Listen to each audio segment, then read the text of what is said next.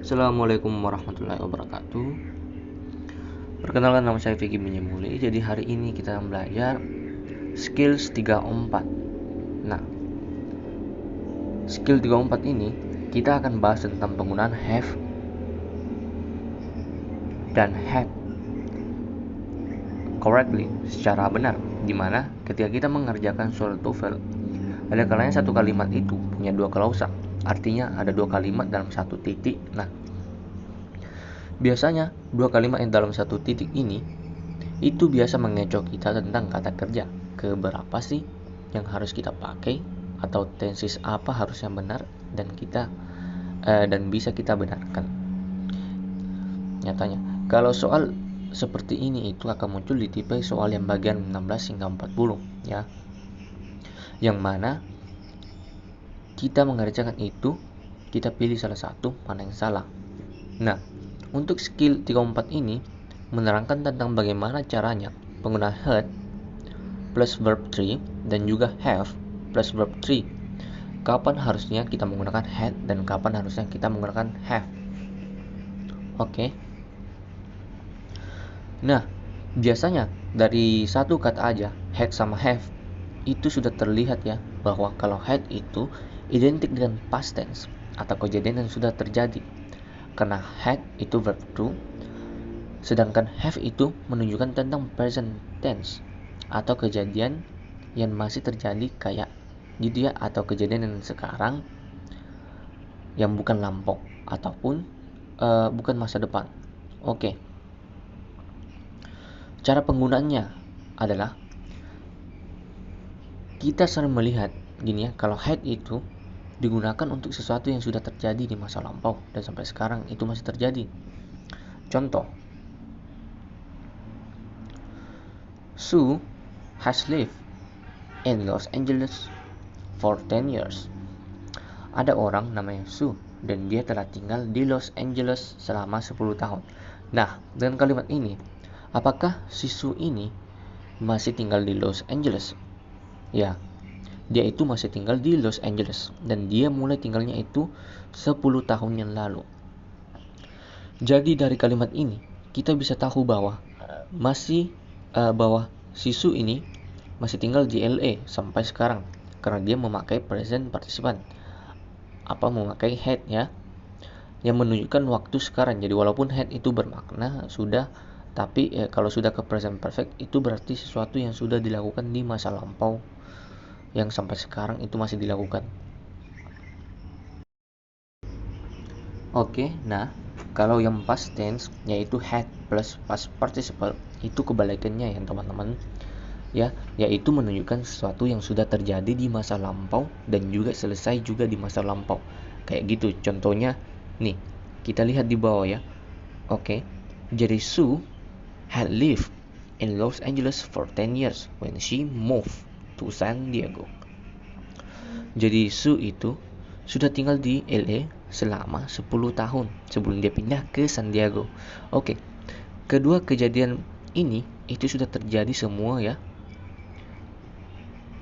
yang mana yang memakai past perfect yaitu had lived itu terjadi duluan. Nah, kejadian yang paling baru terjadi itu adalah simple past yaitu she moved to San Diego. Kalau semisal teman-teman susah bayangkan di masa lalu itu ada orang namanya Zu ya, jadi dia itu move ke San Diego, dia tuh pindah ke San Diego, tapi sebelum dia pindah dia itu sudah tinggal di Los Angeles. Oke, berarti kejadian mana dulu yang terjadi ya, dia tinggal dulu di Los Angeles baru dia pindah ke San Diego.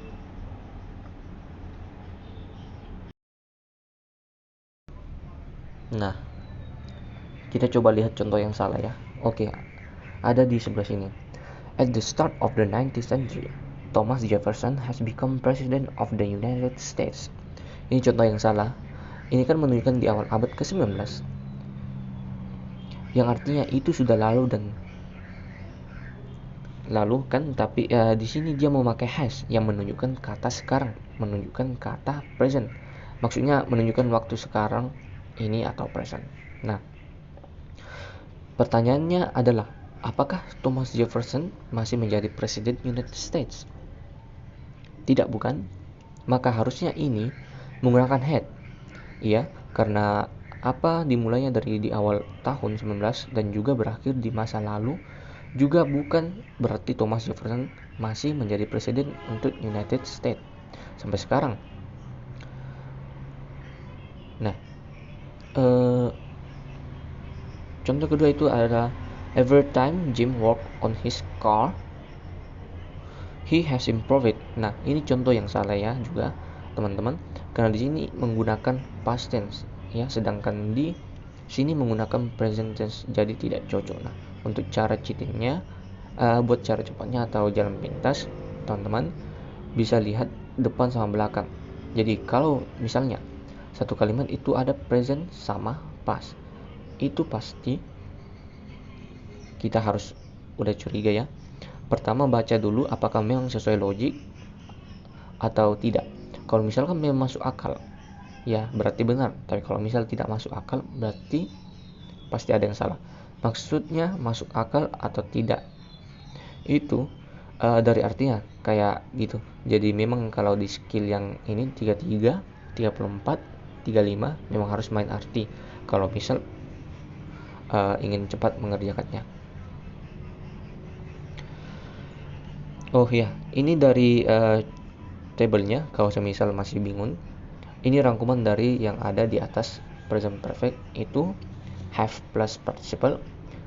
Past participle itu maksudnya verb 3 ya, yaitu meaningnya atau artinya adalah past up to now. Jadi dari yang dulu sampai sekarang masih gitu ya. Dan pasangannya itu nggak pakai past tense. Jadi pasangannya itu sama ya, present tense, verb 1. Jadi kalau past perfect itu had plus verb 3 itu adalah tipe past, jadi dimulainya itu dulu dan juga selesai dulu juga gitu, dan tidak dibarengi dengan present tense. Ini ada tanda bintangnya ya. Kecuali when the time expression since is part of the sentence. Kecuali kalau ada kata since dari bagian dalam kalimat, itu nanti akan dijelaskan di skill yang kali ini. Oke. Kita langsung ke nomor 3 ya. The students have registered semester. Oke, di sini kita punya have registered. Kita misalnya kan ini present ya, PR gitu ya. Before the semester started. Nah, started ini adalah past tense. Oke, kita misalkan PS sama PR ya. Oke, di sini aja kita bisa lihat kalau kita artiin the student. Nah, itu mendaftar untuk kelas sebelum semesternya dimulai. Secara logika, harusnya yang lebih dulu terjadi itu harusnya pakai past tense, baru dia pakai present atau past tense lagi. Nah, sedangkan ini kebalik, present dulu terjadi baru past tense. Dari pasti tidak nyambung, jadi ini incorrect. Oke, lanjut nomor 2. Oke. When she has purchased the car, she contacted the insurance agent. Saat dia membeli mobilnya, dia telah mengkontak atau menghubungi agent insurance.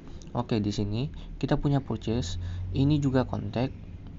Oke, karena ini pakai had ya, jadi sama-sama past tense, jadi dia adalah correct. Jadi kalau misal teman-teman nemu kalimat yang begini, dua klausal dalam satu kalimat, terus ia sama-sama past tense, itu sudah pasti benar. Oke, mungkin itu saja penjelasan saya kali ini di skills 34 ini. Semoga video ini bermanfaat untuk kalian. Assalamualaikum warahmatullahi wabarakatuh.